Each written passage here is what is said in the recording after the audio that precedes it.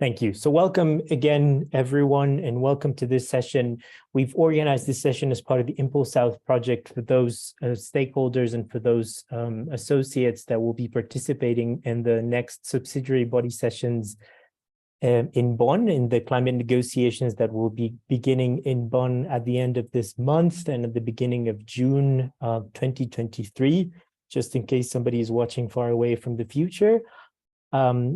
And we are organizing this session with the objective of helping those that will be attending those sessions be prepared for that conversation in terms of how it plays out, in terms of the structure and the content. And in particular, today's conversation will be focused around the global stocktake and the final session of the technical expert dialogue that the Global Stocktake will be organizing in Bonn before it moves into the last and political stage towards COP28.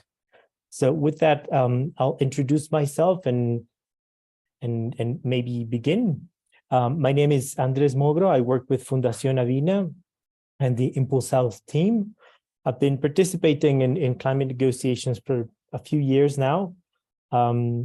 And I've prepared a couple of presentations and some content for the sake of this session. So if that's okay with everyone, I'll begin.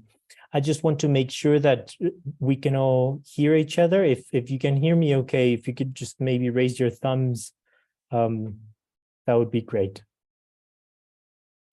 Okay, so I'm going to begin by sharing my content. My screen.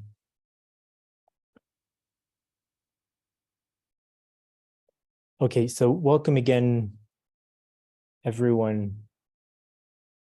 So the presentation that I have is a more interactive format than usual. I don't really like PowerPoints very much, probably because I'm very bad at making PowerPoint presentations. So I'm going to begin with what are the subsidiary bodies? What are the SBs? And to respond to this question, we have to go back to the UNFCCC, the convention that was adopted in '94 that established a series of commitments, and as a binding international agreement, sets out a series of definitions and principles and commitments for countries that are parties to that convention and that have ratified that convention to abide by. And the first of these is the definitions. So the convention sets out definitions. So what is climate change, for instance? What is mitigation? What is adaptation? What are the groups of countries that have commitments under the convention? It sets out an objective, it has principles, and it has, in particular, Article 4, a set of commitments for developed and developing countries to abide by. And these commitments are differentiated. You have commitments that are particular for all countries, including developed and developing countries. This is Article 4.1. And you have commitments that are in particular just for developed countries, which is Article 4.3, 4.5, and in particular 4.7. And I'll invite anyone who's listening to this to maybe take a quick look at the convention text, because these differentiated commitments are the stem and the base upon which the climate negotiations are based. The UNFCCC also establishes institutionality. So after we've signed on an agreement that says what our objective will be and our specific actions to fulfill that objective will also be, it responds to a question of institutionality. So basically the questions that the convention responds is, we've signed on to this agreement, do we meet? If we do, how often?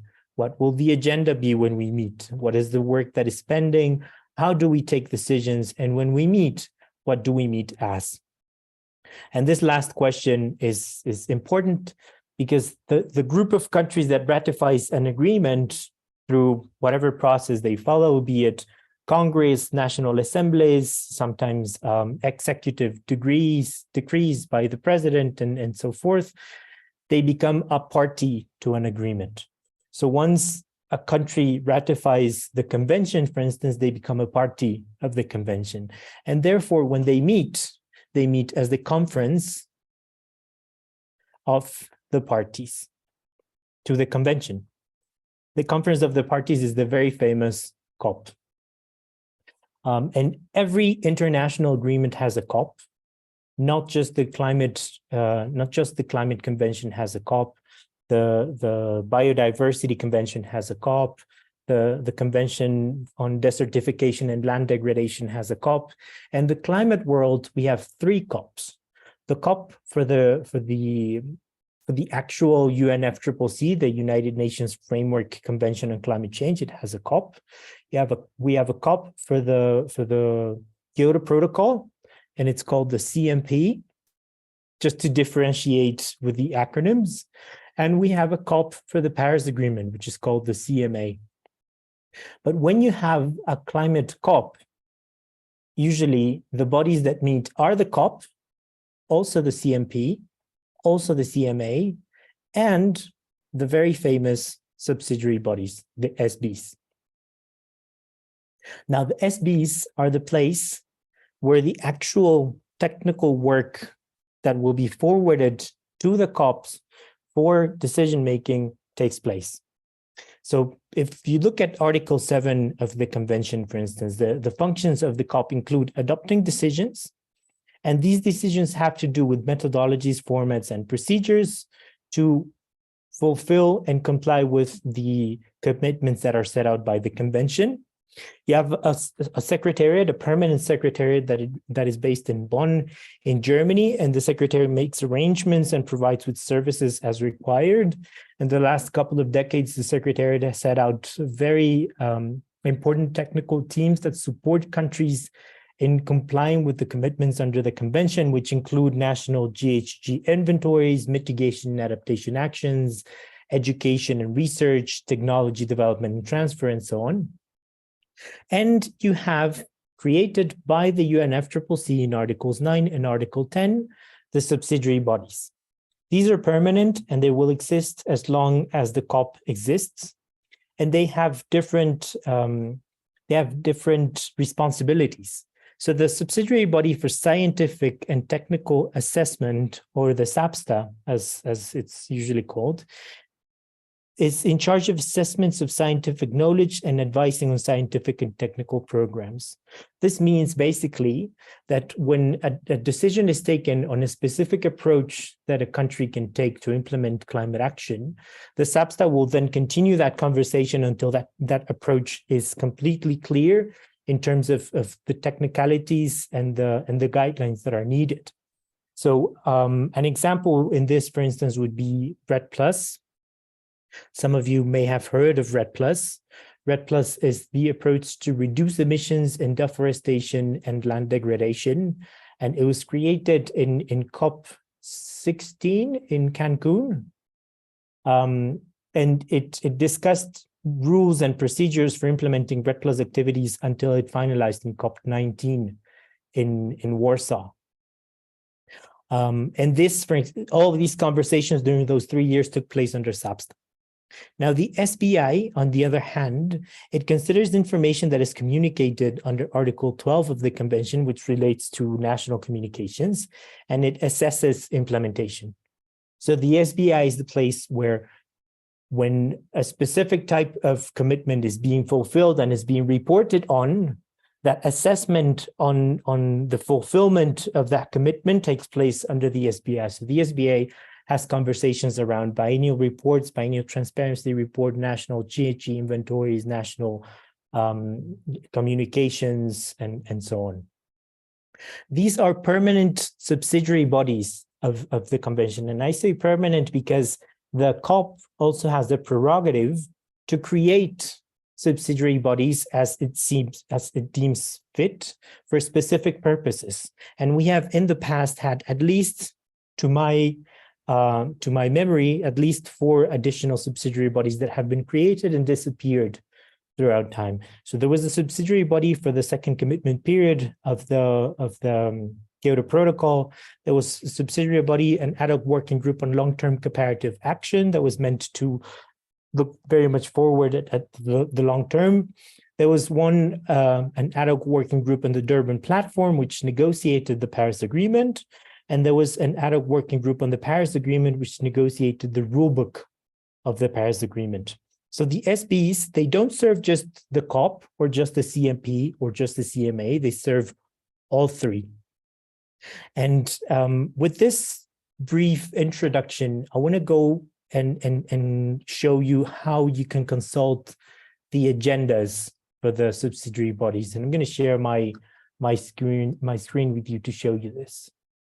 And we're going to go with something very basic and look in Google for the UNFCCC.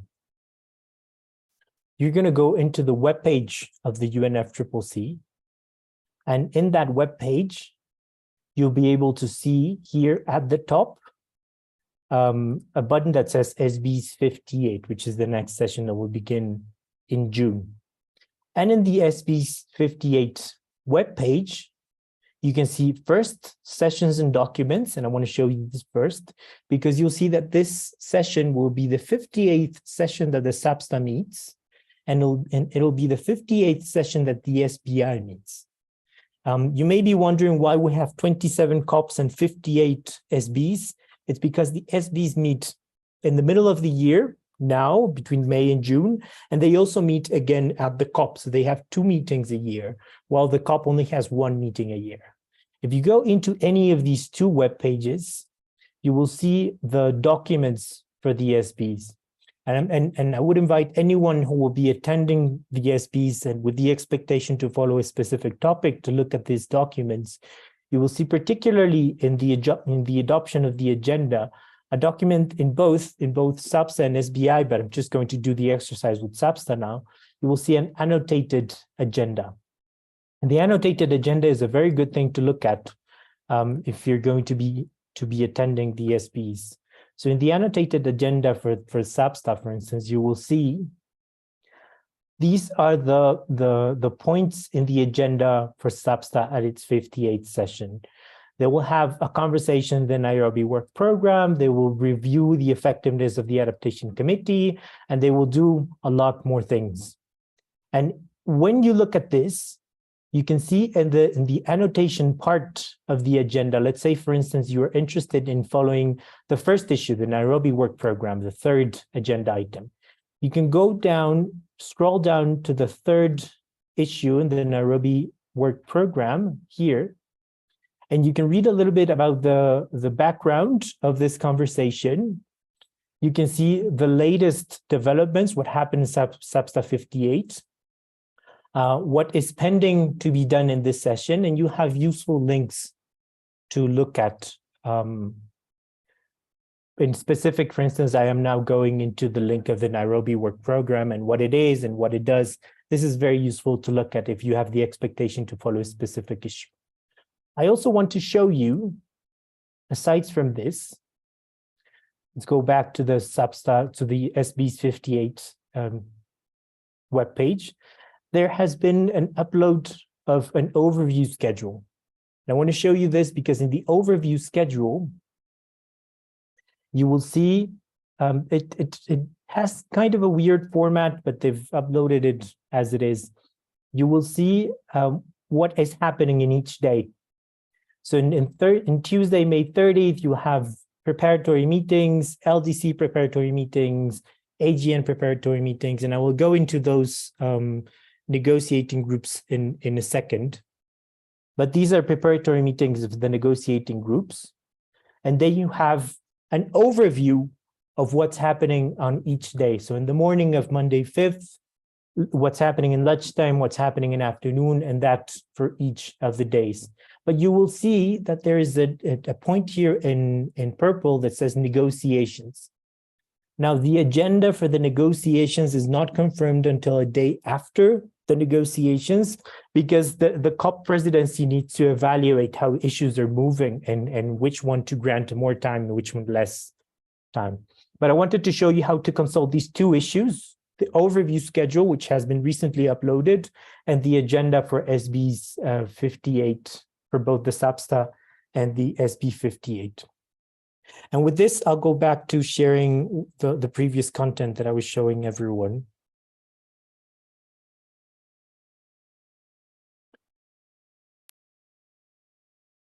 Okay, and I think it should be beginning soon. Okay, with this, we've more or less looked at how to consult schedules and how to consult agendas. Now I want to go into how sessions actually work.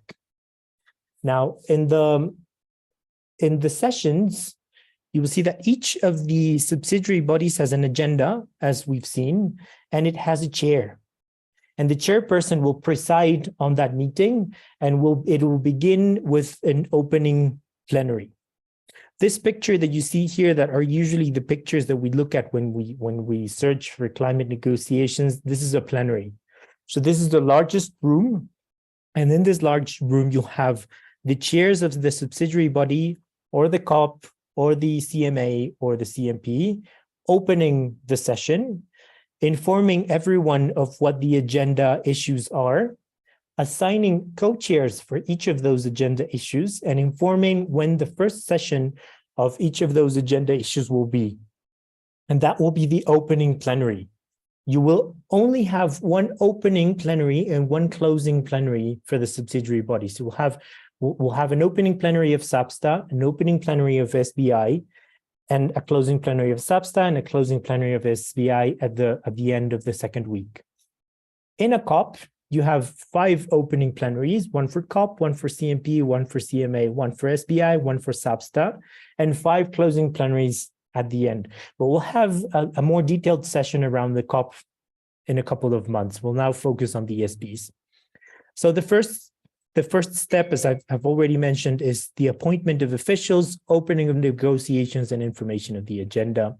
And then negotiations will go into contact groups. Contact groups are not like this giant room. They look a little bit more like this picture that I have here in the bottom.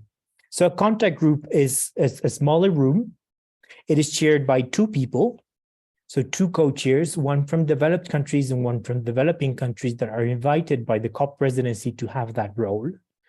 And around the table, you have negotiators and negotiating groups that are particularly following that issue. So you won't have everyone like in a plenary. You only have the people that are interested in that issue. And a contact group will be the formal space where that agenda item is opened, and then it'll move on to an informal meeting, which looks exactly like this one. But it allows for countries and for groups of countries to engage and present proposals and voice out their expectations, and begin the negotiating process towards creating a document that, when the document, in the point of view of the co-chairs, is at a good stage to be proposed to be adopted, they will call back a closing contact group, and they will adopt the document and forward it to plenary.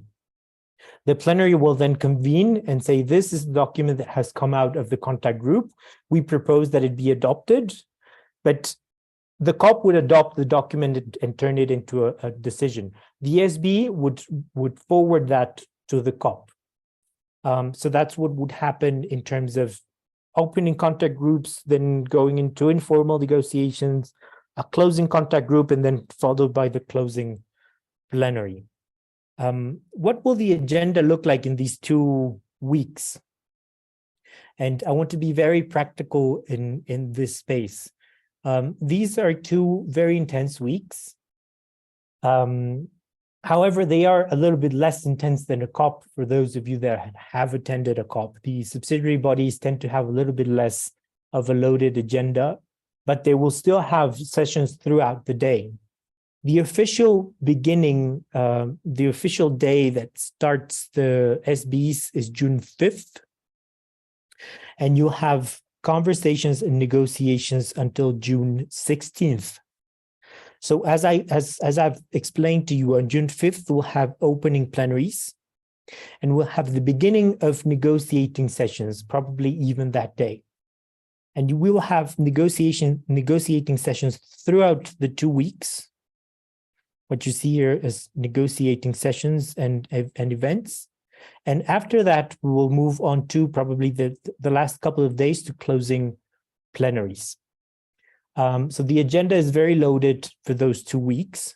On June 11th, on Sunday, there is no official agenda in the UN campus, in the venue, but usually negotiating groups and other groups tend to reconvene and assess what's happened in the first week and then prepare for the second week on this date. With the colleagues from Impulse South Project, we'll have a workshop on June 11th in the morning to have a conversation around possibilities for the future of Impulse South. But I wanted to just put that out there for those of you that are listening. Now, before the session begins on the 5th, we'll have a lot of days for coordinating meetings, for meetings where the negotiating groups will convene and they have to determine a position on each of the issues that they expect to negotiate as a block, a spokesperson for each of the issues as well, and any other coordination that they may deem fit. So we'll have, for instance, on the 3rd and the 4th, a meeting of the G77 in China, which is the largest negotiating group comprised of all developing countries. Before that, usually the subgroups tend to convene to have a position to bring to the G77. So on June 1st and June 2nd, there are coordinating meetings of the African group of negotiators, of the small island developing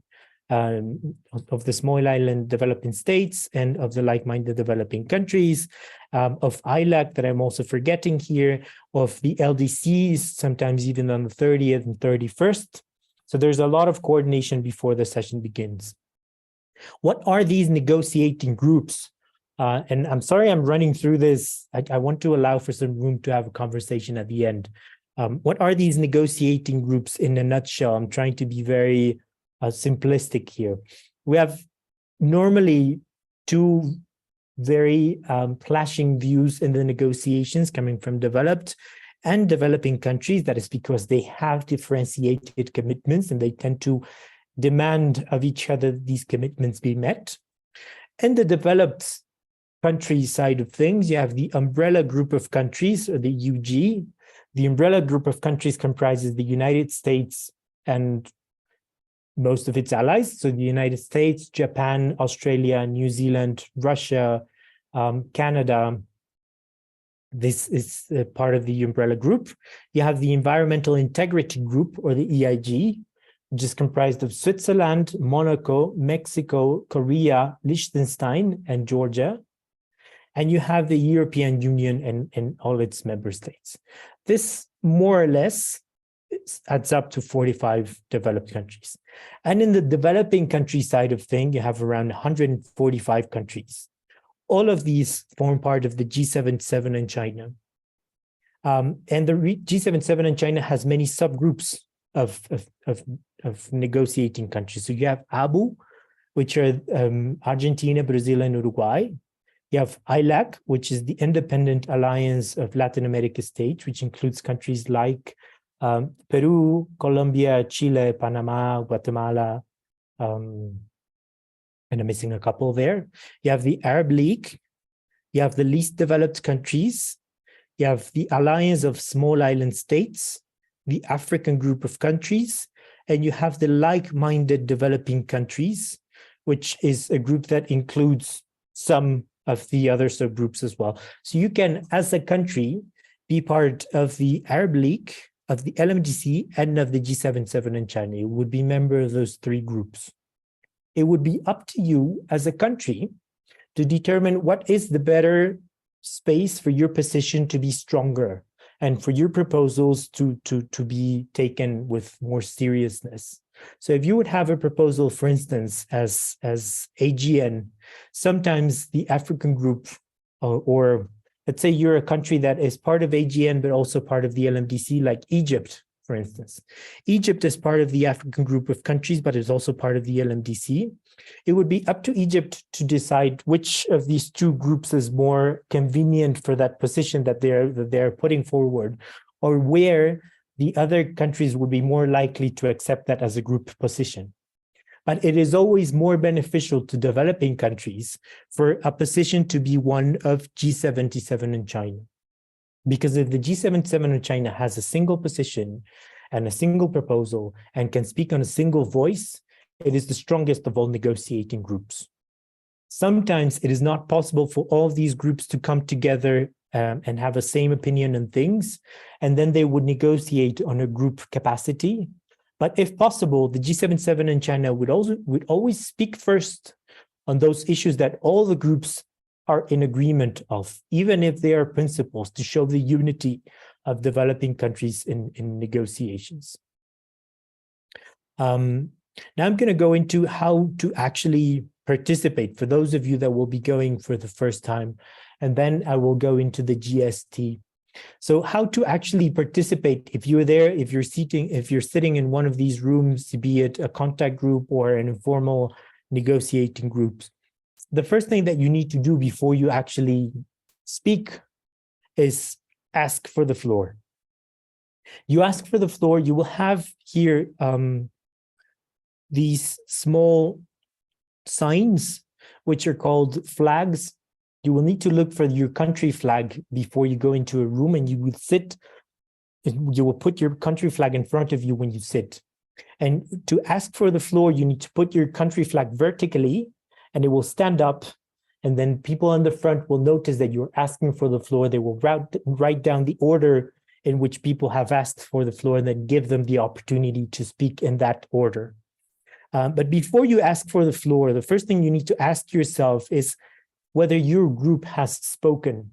So if you're part of the developing countries, G77 needs to speak first. And if you're part of Africa, the African group needs to speak first, and then you can speak. You can take the floor before that if you are a coordinator or the spokesperson for one of these groups, or if you are the spokesperson for the G77, you can go first. But the reason why the groups go first is so that when you ask for the floor, you can support what the group has said, because when the group takes the floor, it speaks on your behalf as well. So the first thing you do, you thank the co-chairs for giving you the floor. If you are taking the floor for a second or third time, you have to apologize for taking the floor again. Try to be brief, have notes, write down what you want to say in your intervention. Begin by associating support with your group. So if you take the floor and you're part of the G77, you need to say, I want to begin by associating with the statement made by the coordinator of the G77, and then add something. It's useful to have coordinators speak first, because when you can take notes and support specific issues, and you can align yourselves a little better. Be clear, enunciate, and speak slowly. This is important because you'll be speaking in front of a microphone, so it's not always easy to hear each other. If you're a first timer, if you're participating for the first time, it's always useful to introduce yourself. If you manage to feel comfortable, it's always, again, useful to break the ice by maybe making another comment before you go into the actual issue at hand. Speaking plural, remember that when you're speaking there, you're not speaking on your personal capacity. You're either speaking on behalf of an organization, a country, a group of countries, or more. So you're always speaking plural. So you speak on behalf of my delegation doesn't feel this, my group doesn't feel this, instead of I don't like this. That's not something you should do. Be flexible, be open to dialogue. If your statement is long, or if you've made a few points, provide in writing, because that will make it easier for your proposals to be reflected in what's happening. Be formal, be neutral. This is sometimes a challenge for those of us that are born in a country that doesn't speak English from the mother tongue, but we've learned English in courses. It's not easy to be formal and to be neutral. You have to learn the language. So for instance, I've heard people in finance negotiations say the word money, for instance, instead of financial resources, and it doesn't sound good. So you need to find the words in that sense. Do not contradict your allies. If you have allies that have said things and that probably you don't agree with, you would take that after, or you would take that bilaterally, but you don't contradict them in front of everyone because it shows weakness. And it shows spaces where your counterparts might dig for weaknesses.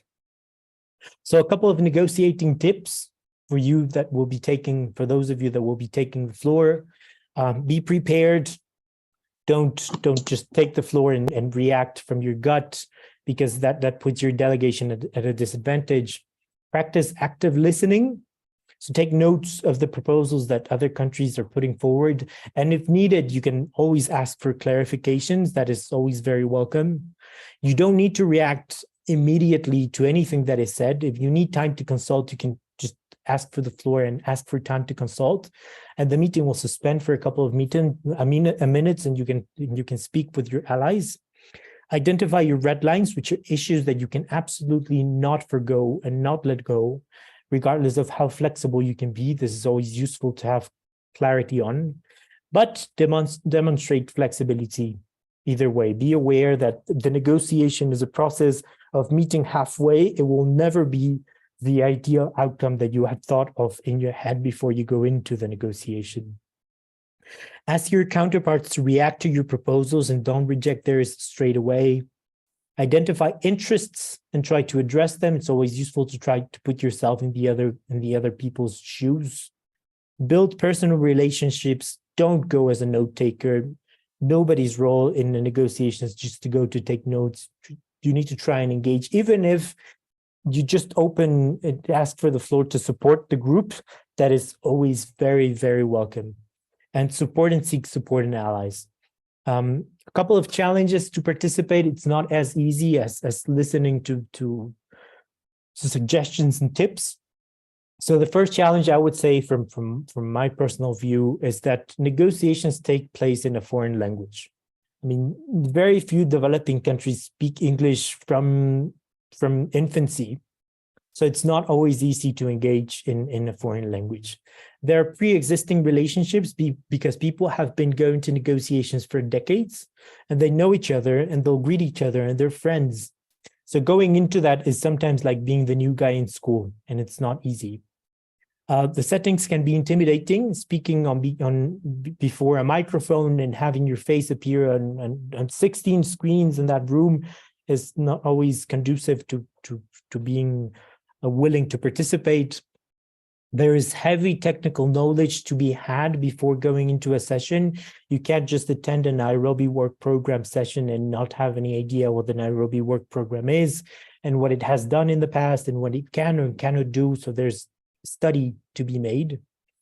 And I would say there are calling and interests that are needed for a participant to engage actively, because at the end of the day, you will have very long days to work in, and you'll be in a different country. So it's not always easy to dedicate all that time that is needed. And finally, just in terms of the challenges, there are governmental arrangements that usually are needed before delegates can be part of a delegation, because it is at the end of the day the government that will accredit you as part of a delegation and enable you to negotiate. So it's not always easy to have that, for sure. And now I want to go into the global stocktake process, and because in Impulse South in particular, we're trying to enable our partners to participate in the global stocktake, and I want to explain to you what the famous global stocktake is. With the adoption of the Paris Agreement, we began 5-year cycles in climate action and in the climate world. These 5-year cycles include the implementation of an NDC, which is your commitment with the Paris Agreement. You will also have biennial transparency reports that will need to be presented every 2 years starting in 2024. So you have biennial transparency reports. And you have a famous GST, a global stocktake. The global stocktake is a process that repeats itself every 5 years, and the first global stocktake ever began last year in 2022. And it will begin and it will end at the end of this year in 2023. And the global stocktake is the place where we collectively take stock of the commitments that everyone has put forward, where this leads us, and where science says we should go. So there will always be a gap there. And the global stocktake is the place where we discuss that gap, how to close the gap, what are the lessons learned to close that gap, and what political push we need to give countries for that. It hasn't been very clear. So as I was telling you, the global stocktake is a process that began with agreeing on sources of information, guiding questions, the call for inputs, but this is just the preparation in 2021. And in 2022, we had a first stage of information collection and preparation. So countries, non-party stakeholders, non-governmental actors, they all submitted inputs for the global stocktake. And the global stocktake began having technical dialogues. So we had the first technical dialogue in Bonn last year, 1 year ago. We had a second technical dialogue in COP27. And we have a third and final technical dialogue now in Bonn. And then we will move forward onto synthesis reports and a political stage, which is called the consideration of outputs. In the consideration of outputs stage, there will be high-level events in COP28, and we will have a decision or a declaration to finalize the global stocktake process. This looks simpler than it is, because during these technical dialogues, a lot of things happen, a lot of work tables, world cafes, round discussions, everything happens. So it can be confusing. I want to go into what will happen in Bonn now in particular. In particular, for this session in Bonn, the global stocktake will begin on Tuesday, 6th of June. We'll have an open plenary of the Technical Expert Dialogue 1.3. And this opening plenary will allow for statements by all parties, observer organizations, and other non-party stakeholders to give a statement on what their expectations for the global stocktake is. So if you want to participate in that space, you can prepare a statement, say what your expectation for this process would be. Then we will have in the afternoon of June 6th, a World Cafe. This World Cafe is supposed to be the space where topics and contexts that have not been discussed or covered so far can be discussed in an interactive mode. And the World Cafe will have at least 13 groups. So you need to look at which one you would like to participate in. So the first category will have advisory groups. So these advisory groups will be groups that will make a simulation as if they were advisors on what is happening and what needs to be done. And they will simulate advising different leaders. So they will simulate advising a local leader of a rapidly growing coastal urban center, a leader of an indigenous community, a president of a multilateral development bank, a community organizer for youth environmental, non-environmental organization, the chair of a board of a multinational industrial corporation, and a local farmer or other food producer. So we'll have 6 advisory groups. And this is the dynamic that the co-chairs of the global stocktake have thought of for this session 1. And we will also have World Cafe stations.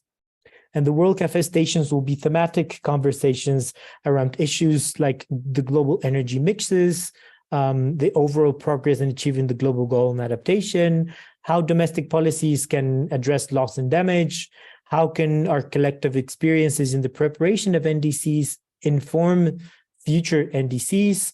There's a conversation around the financial system, and how can we better understand how non-party stakeholders can contribute to implementing the Paris Agreement. These are the 13 groups that will happen in the afternoon of June 6th. And after that, we'll have thematic conversations in the global stocktake around mitigation, adaptation, means of implementation and support, and integrated and holistic approaches, each happening on June 7th, 8th, 9th, and 10th. And then the global stocktake will have a closing plenary with closing statements on June 13th.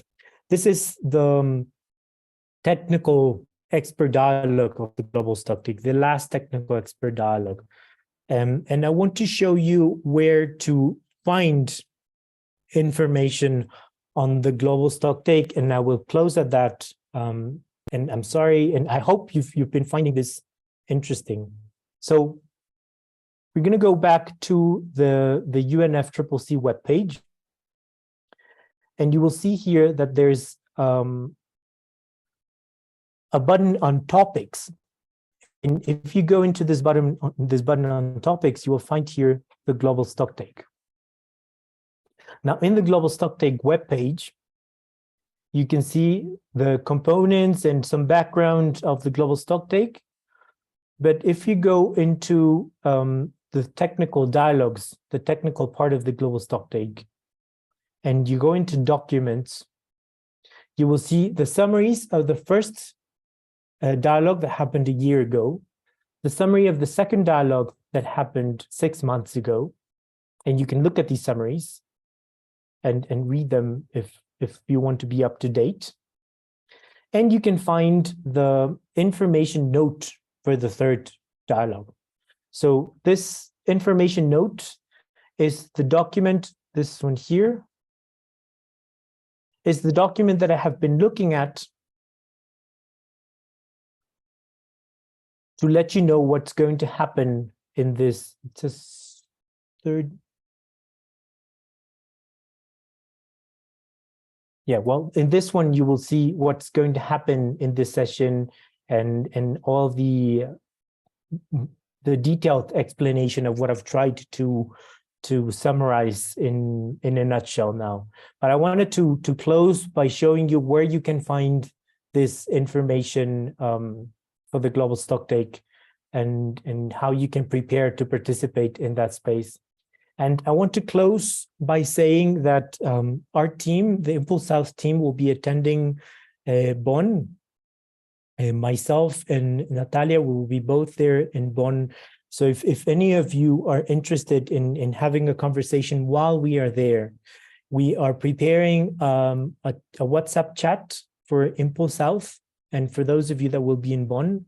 So we can coordinate, so we can speak to each other, and so we can participate in the global stocktake together, because we will be participating too. We'll be trying to provide inputs on the basis of the learnings and of the best practices that we've identified in Impulse South.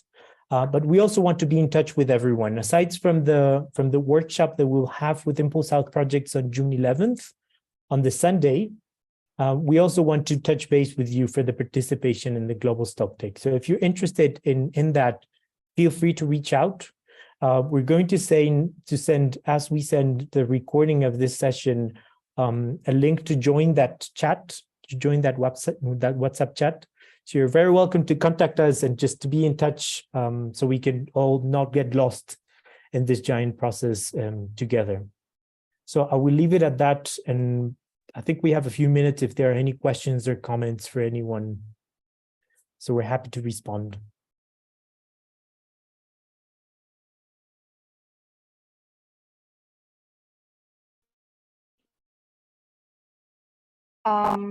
While people are thinking, I will just drop a quick survey if you could answer it. And also just to say that in the couple of next days, we are going to send also a guide for negotiations that you do in this process. It will be translated in French, Spanish, and English for everyone, for every country in Impulse South. So I'll just drop the poll right now, and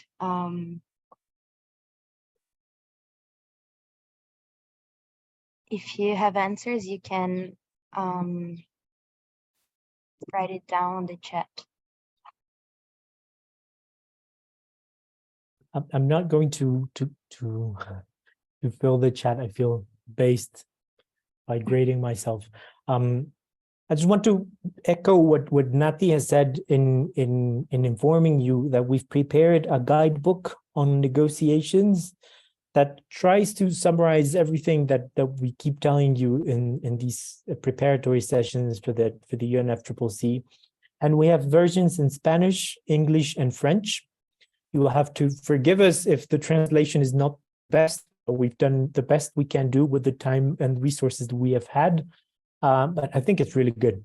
And we will circulate this next week, hopefully it'll be in your hands in time to look at before the ESPs. And you can, again, look at it before the COP, because we're not, the guidebook is not focused on any particular session, but on how sessions work and how you participate in these spaces. So it'll still be very valid before COP28.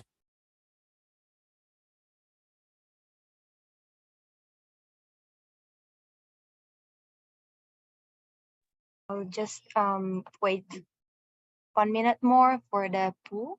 We have some answers by now.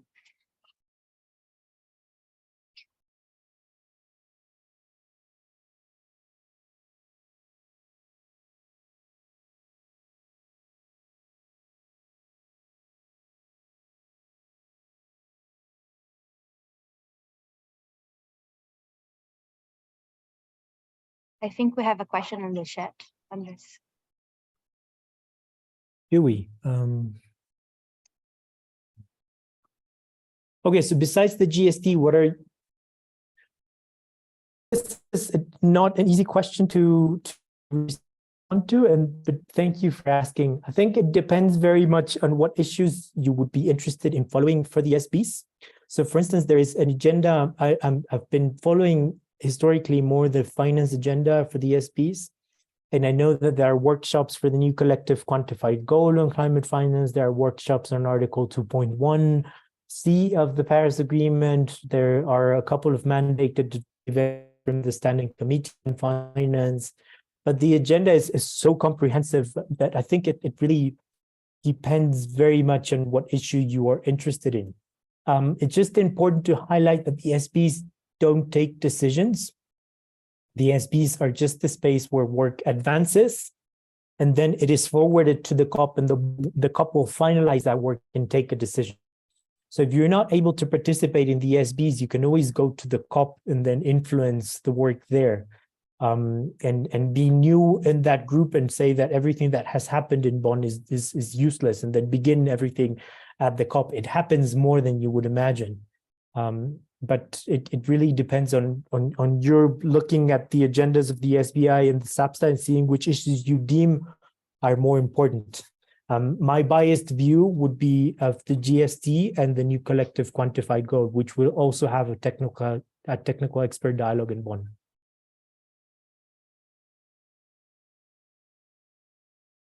So thank you all for answering the poll and for attending. And thank you, Andrés, for always being so insightful in your presentations.